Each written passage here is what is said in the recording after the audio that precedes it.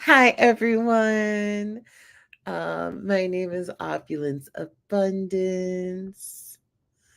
I am a queer intersex facilitator, speaker, conflict navigator, and I want to talk to you all today about healing and how healing is possible. Like when I was a little kid and I broke a bone as a child. There was no doubt that that bone would heal. I remember when I was like maybe in my early 20s, I visited my writing teacher, who is at that time must have been in her 60s. She was my high school teacher. And she actually had a bone that she couldn't heal, that it was taking very long to heal. It wasn't healing. And later, actually a couple of years later, she would ask me for herbal resources for it. And that was the first time I became aware that healing is not guaranteed to all of us. And similarly, in my early 20s, when I started to understand that the symptoms of trauma, when I started to understand that my behavior that didn't match my intentions, my behavior would confuse me. I would do things that I didn't want to do, but I it's almost like I didn't have control over my body. And I would have big feelings I didn't understand. Everyone was like, "You're kind of erratic and crazy." That's a very ableist word to use. But when I began to realize that my behavior was linked to trauma, I set out to heal it in a very Torresian way, in a very direct way, in a like, I need this all healed by the time I am 28, and I need my life to change before the age of 30. So I just need to work it out. Let's just heal it. And when I got a good job with some income, I was like, okay, hi, beloved friend Nicole.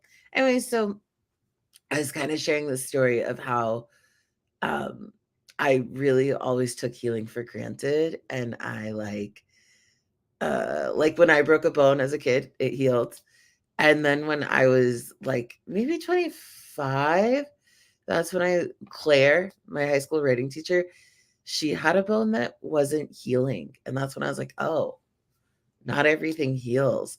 And then when I was when I became, like in my early 20s and in high school, sometimes I had a lot of erratic behavior or behavior beyond my control, and I didn't know why. And then one day I was able to put it together that I was experiencing trauma. And after that happened, um, I was like, okay, let's just heal this all really quick. And so I just tried to heal everything before I turned like 30. And I had a little bit of disposable income. You guys, I quickly burned myself out on healing because I had this expectation that I would just heal it all. When I would relapse, it would feel devastating. I would feel so defeated. I would feel hopeless. It felt Sisyphusian. And I wrote about Sisyphus in the newsletter, and Sisyphus is that guy that like pushes the boulder up the hill each day. I was feeling a lot like Sisyphus. Um,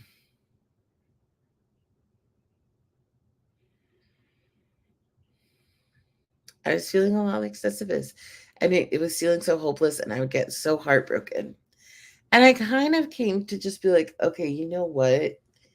This is nonlinear, and I just kind of have to live with this.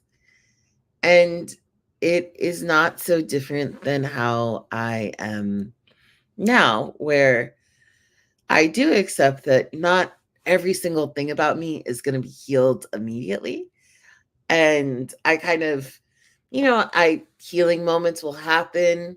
I think like my trip to Japan is an example of a healing moment that's happening, where it's like oh, I'm going to Japan. I'm going to get to be in these onsens.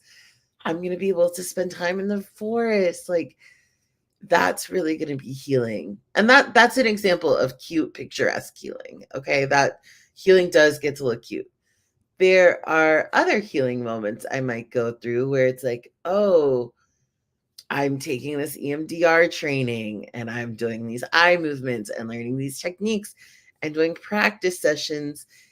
And suddenly, without expecting it, I'm really deep in my trauma and I'm feeling like almost like a dog backed into a corner and I'm just snapping at everyone in my life and I'm picking fights. So that's another example of an unexpected healing moment. You guys, in this EMDR training, I've been doing these eye movements the whole time and I developed this huge knot in the back of my neck and I think it's like all the like trauma I started to process and physically metabolize, but I think it all just gathered back there. So I'm like, okay, I need to actually like work and like hire someone in this cohort with me to kind of help me move through it in a more intentional way. So all that to say, like healing is unexpected. Sometimes I do schedule it. Sometimes I'll book like 10 sessions with a healer and I'll enter a season of healing in my life. And normally when I do that, I try and choose a time that I can show up, that I'll have capacity and that I feel supported. It's not great to take on all that when going through big transitions. So when I go through those healing sessions, I know that I'm going to heal things. I know I won't heal everything. And I know that even if I do heal a lot of things, there are going to be activating moments in my life where old wounds will reopen or come back up. And I'm at peace with all that. That is so different from where I was in my early 20s, where I was like, okay, I'm going to heal everything. I'm going to heal it on a time clock. And then when it's not healing or when I feel reactivated around something I thought I healed, I feel angry, I feel triggered, I feel frustrated. I feel like all the healing I did didn't really matter. And then I said, you know what? This is just going to be circular and I'm just never going to heal it. So I'm kind of just going to manage my expectations and give up. And the distinction here, the two attitudes, like outwardly it looks the same. Like accepting that I'm not going to heal everything. And then the other side of that is like, oh, I'm at peace with my life, but I don't know. It's a subtle distinction. And to me, the distinction is just having hope and being open to life. That like when we tell ourselves, mm, it's so subtle. It's so subtle. But I think that sometimes we say, this is never going to be healed and I give up. And I don't think this full healing is possible. It's almost like we develop a tougher skin to it. And sometimes for me, what that meant is I would neglect the wound. I would just be like, it's never going to be healed. What's the point?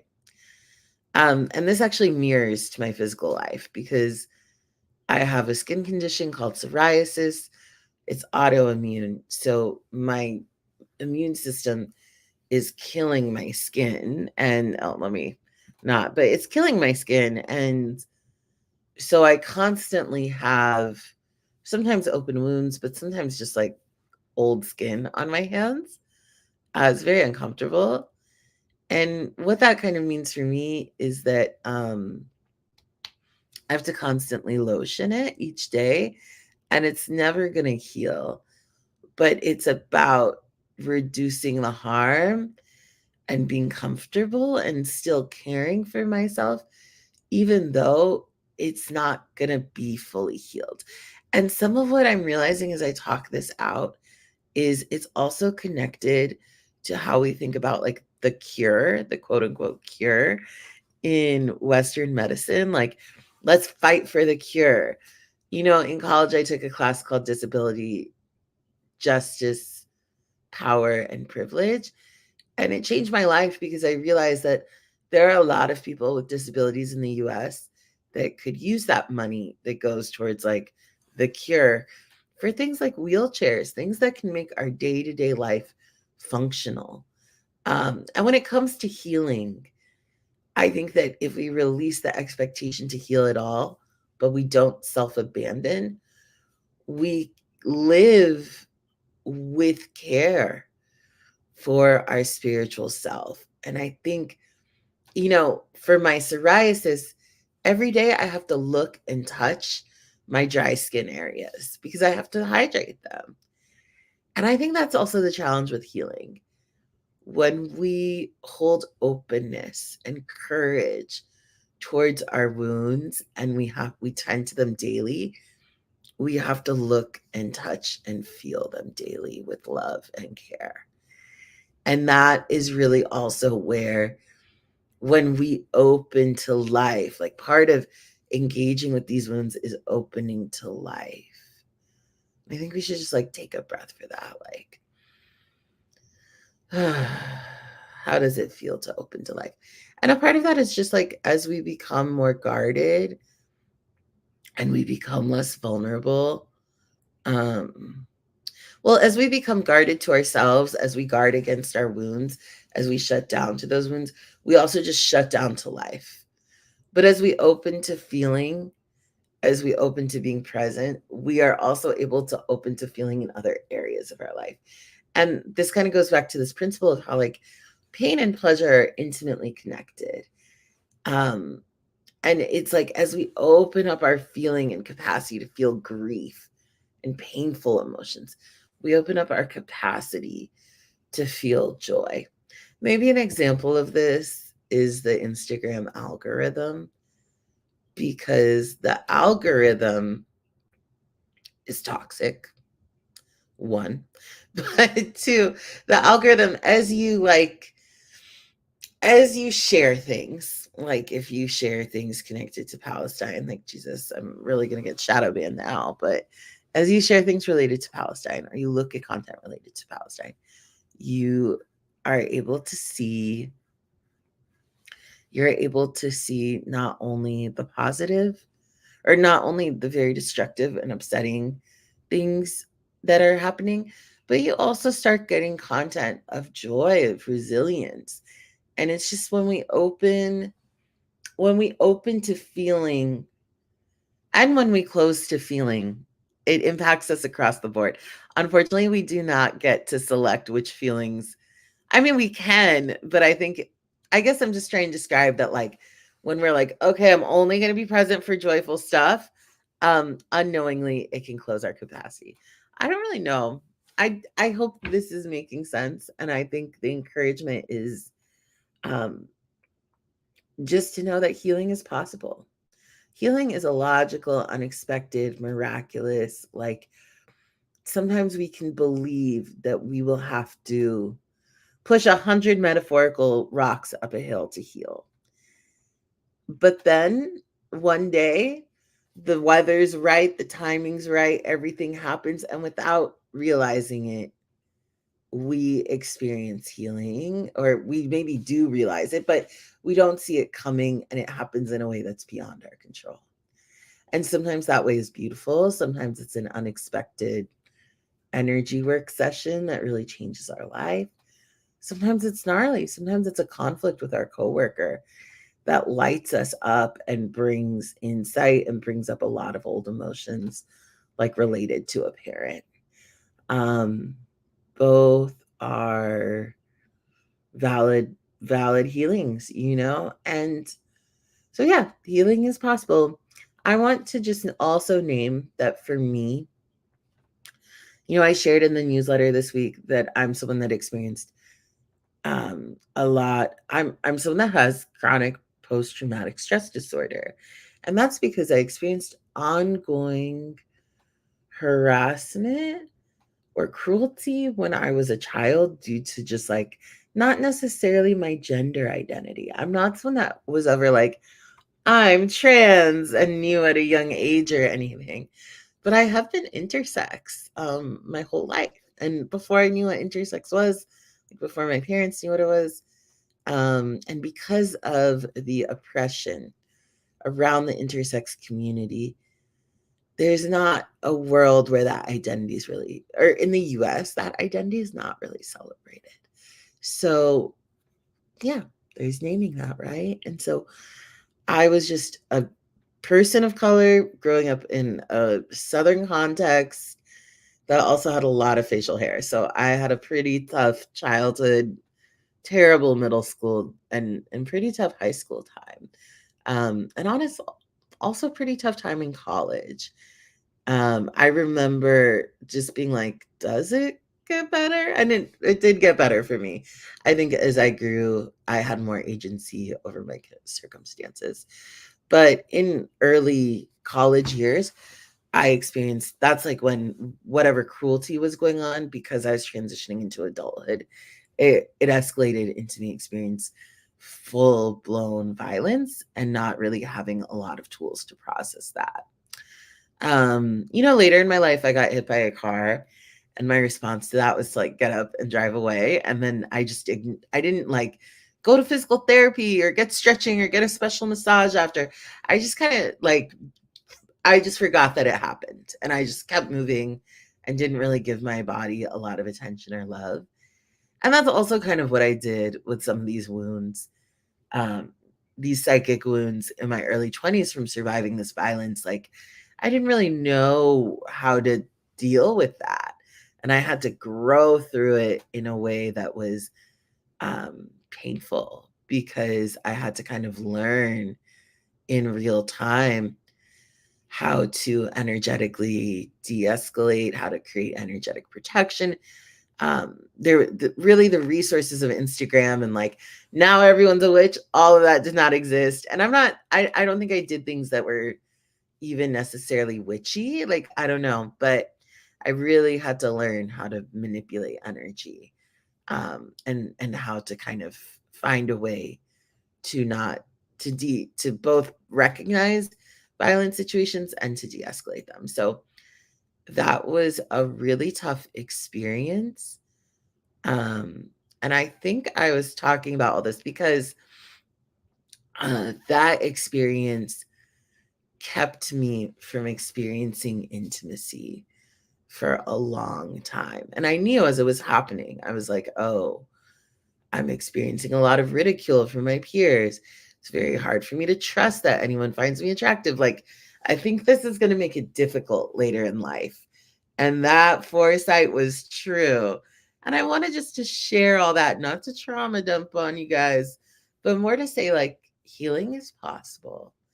And the method of healing that has been highly effective for me has not been talk therapy. That's like, talk therapy is helpful for me in recognizing the circumstances of my life and preventing harm. And I enjoy those talk reflective spaces to gain insight onto my actions. I like those in group settings. So that's kind of the space therapy lives in. I think somatics can be helpful, but the most helpful to me has been energy work. And the impact of energy work that I've received, it's subtle. It's really subtle. It's like I did an intensive where I was like training to become a practitioner of energy work. And I was doing energy work maybe 3 to 5 times a week for like six or 12 weeks. And in that time, hi Ty, in that time, um, the big takeaway was that after doing all this energy work, I was like, am I going to become a psychic? No, I was not a psychic.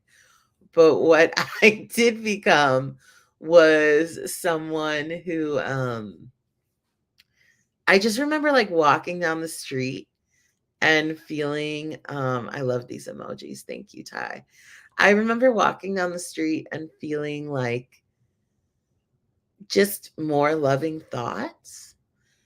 And I was like, wow, I've wanted to genuinely have and spontaneously have these self loving thoughts for so long.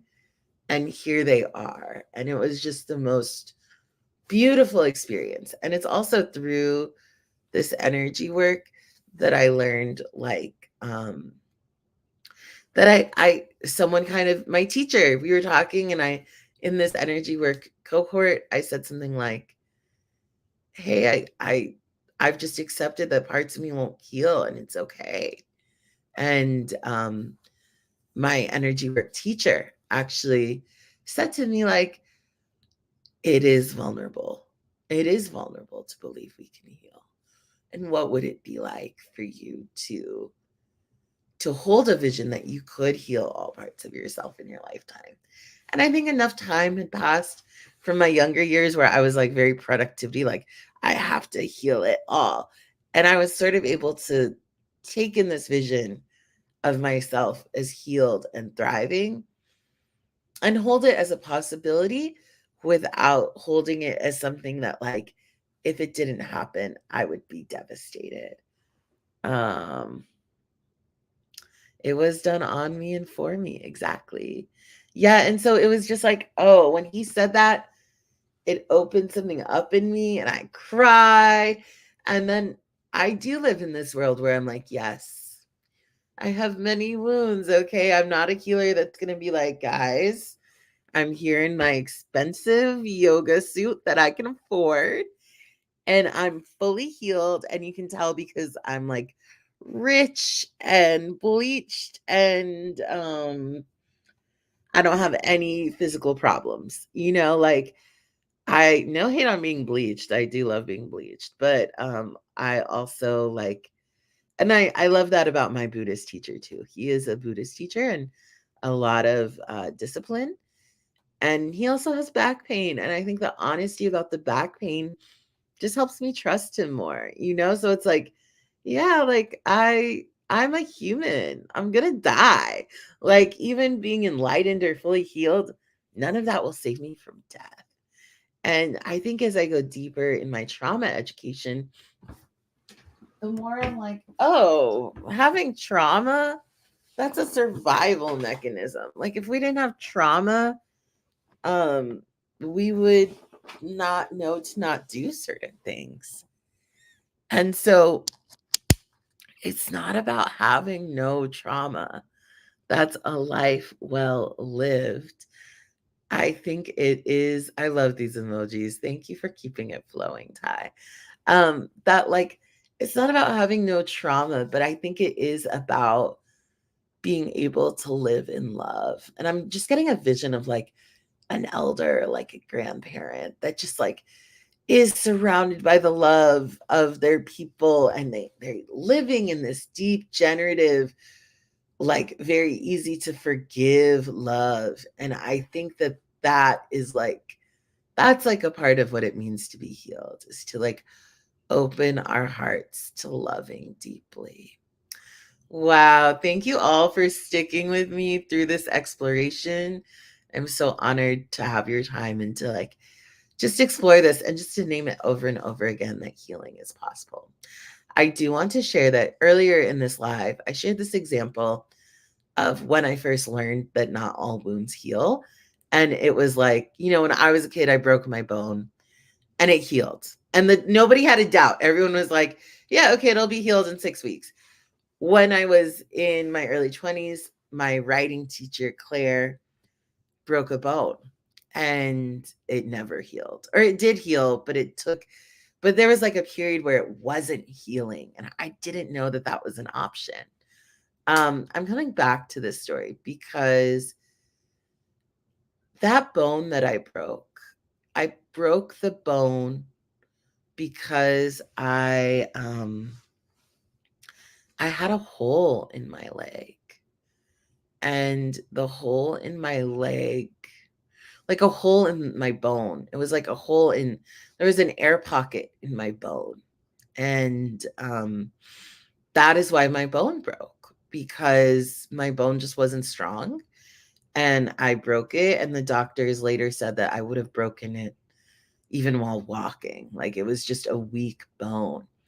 And they were like, okay, so once the fracture heals, we'll inject steel into your bone.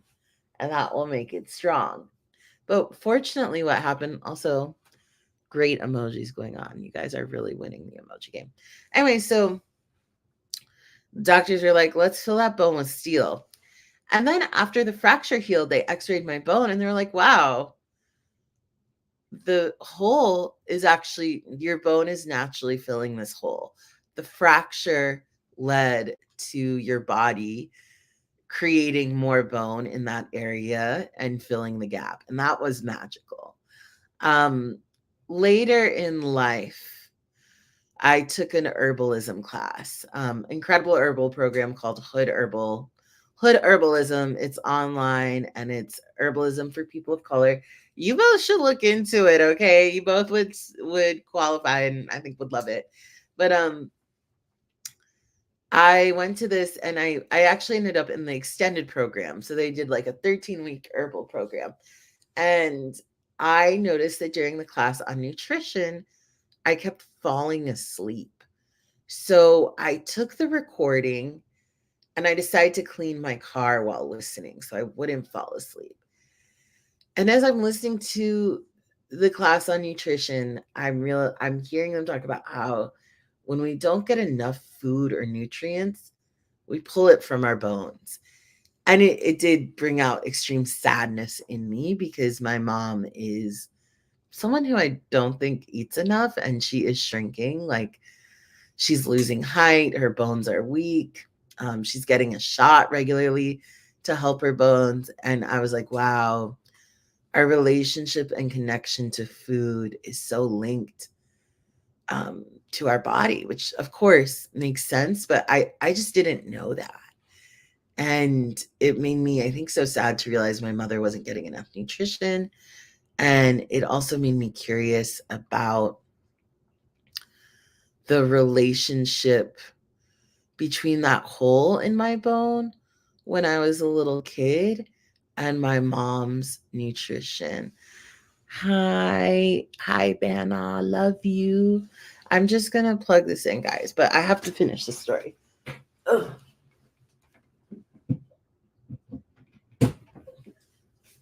Okay, so I realized that the hole in my bone, Banna, just to catch you up, when I was a little kid, broke a bone. And when I broke this bone, the doctors x-rayed my leg and they were like, oh, there's a hole, there's an air pocket in your bone.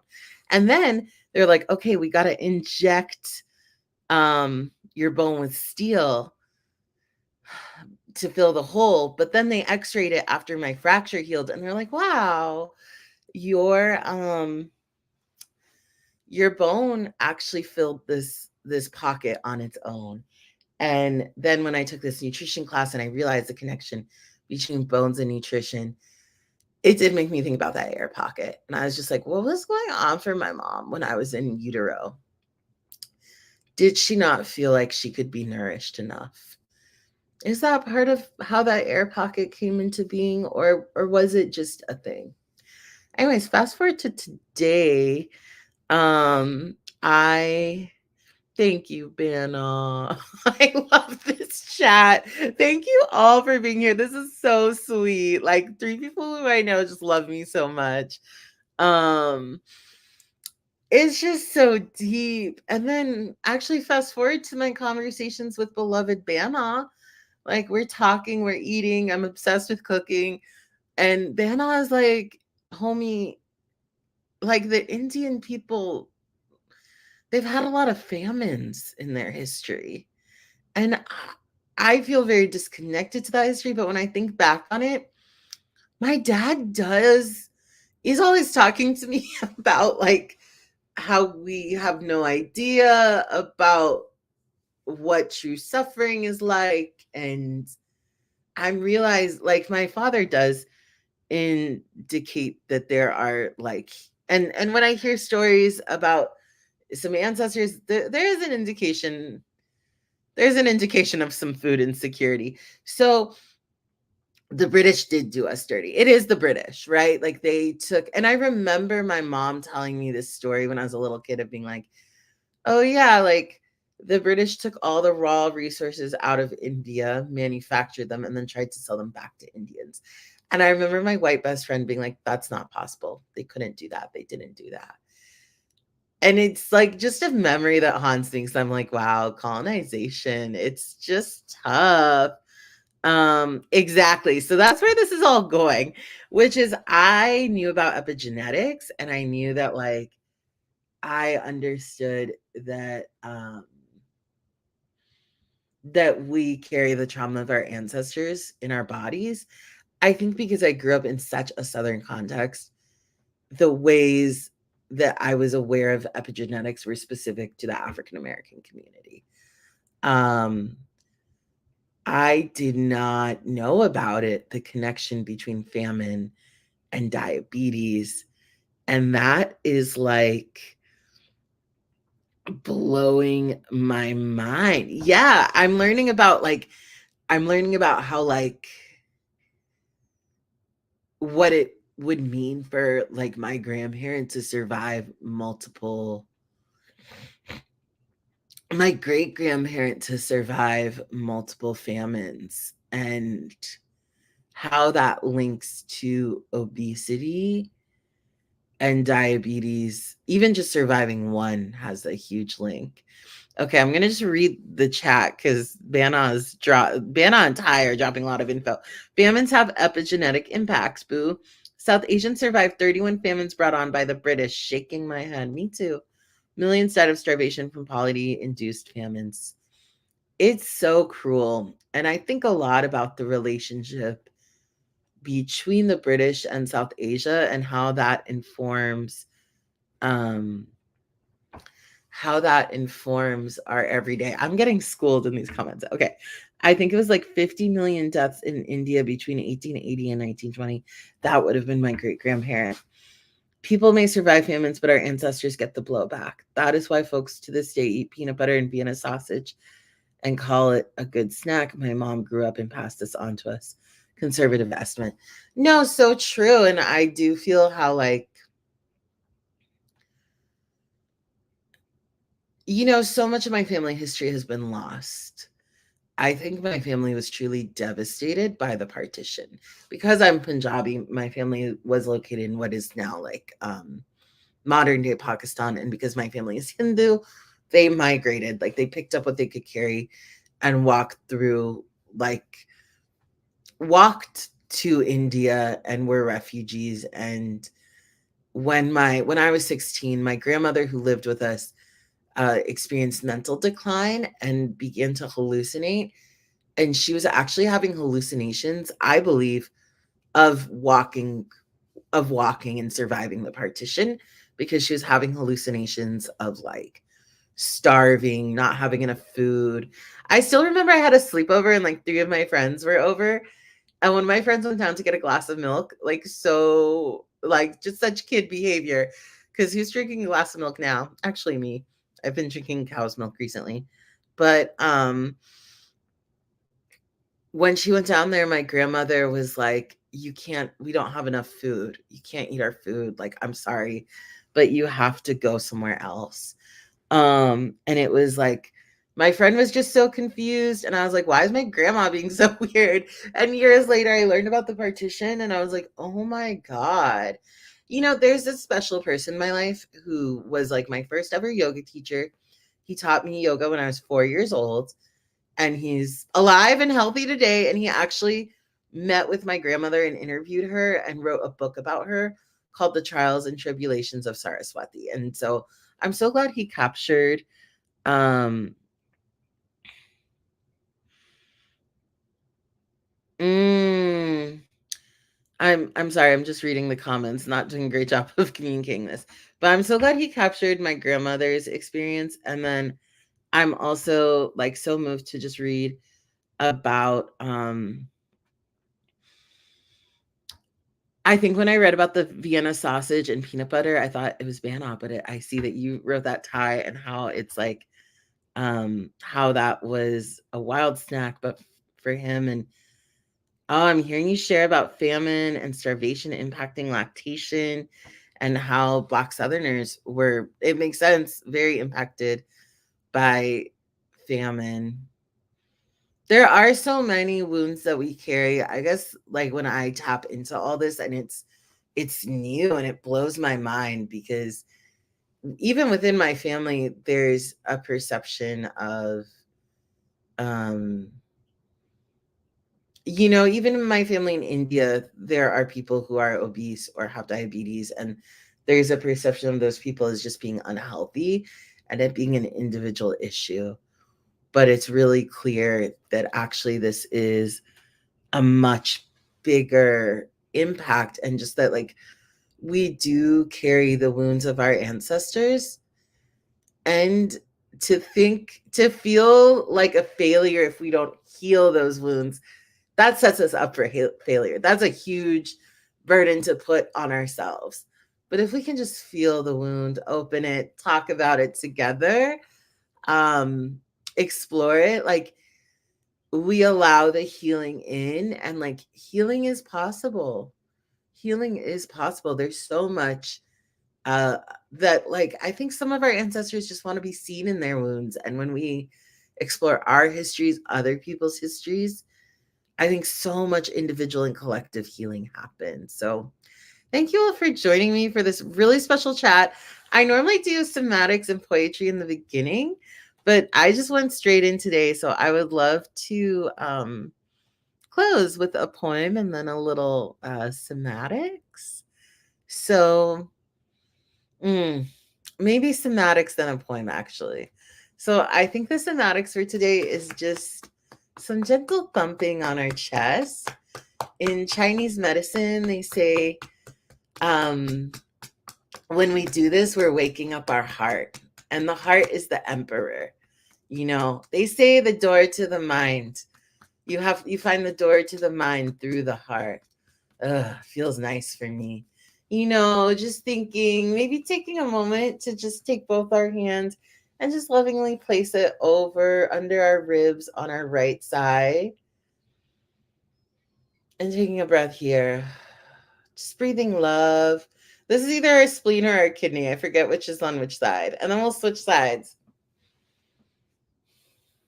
And then we'll make our hands like claws. And then we'll tap kind of under. So, like, your thumb comes right below your breast or chest. And it might feel sore, but just breathing in through the nose and out through the mouth.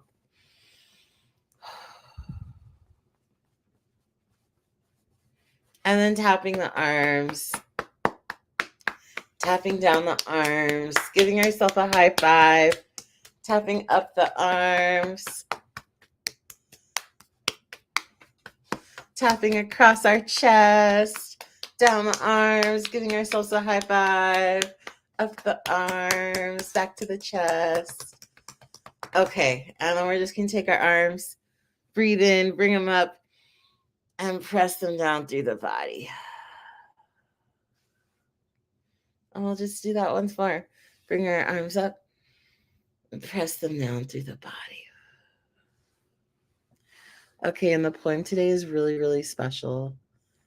It's called For Calling the Spirit Back from Wandering the Earth in Its Human Feet by Joy Harjo. Put down that bag of potato chips, that white bread, that bottle of pop. Turn off that cell phone, computer, and remote control. Open the door and close it behind you. Take a breath offered by friendly winds. They travel the earth, gathering essences of plants to clean. Give it back with gratitude. If you sing, it will give your spirit lift to fly to the stars' ears and back. Acknowledge this earth who has cared for you since you were a dream, planting itself precisely within your parents' desire.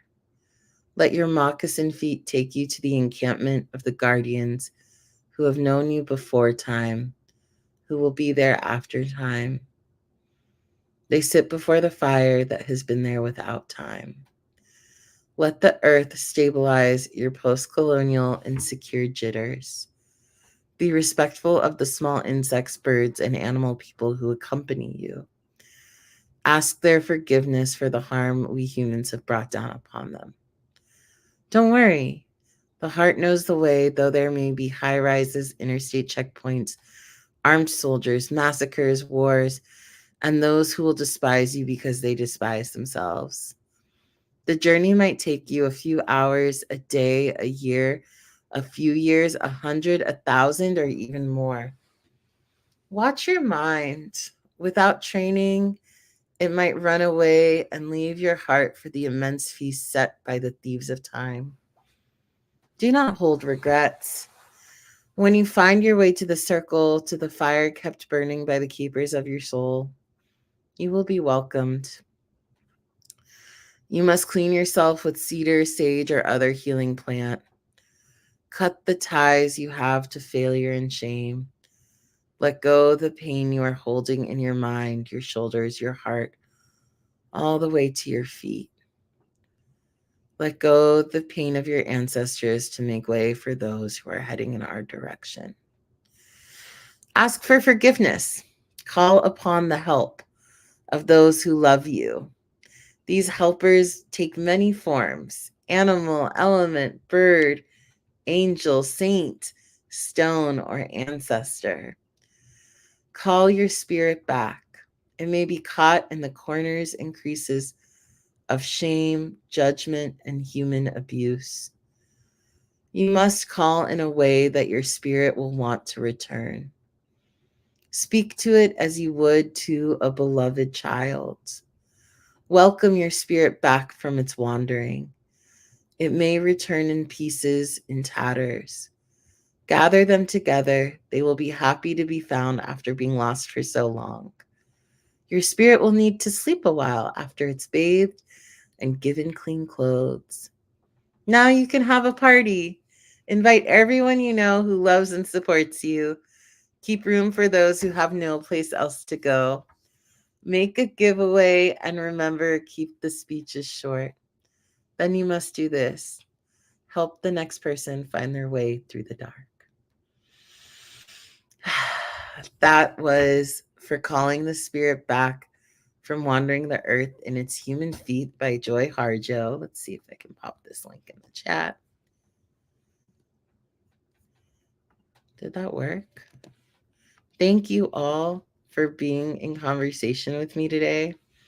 I love you all. I appreciate you all. And this was like, I don't know, one of my dreams come true. I feel more inspired to go live just from the joy of this conversation. So genuinely, thank you. I love you guys. And everyone has so much knowledge, and it blows my mind. And I just feel how this individual collective healing thing is so real. And I'm so grateful. I'm just so grateful. Mwah. Okay, friends, I'll see you on the flip side, and I'll be texting you, Vanna.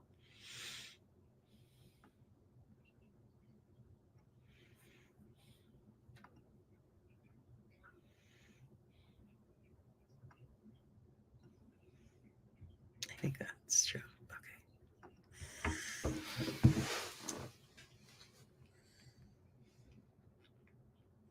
Oh, my phone died.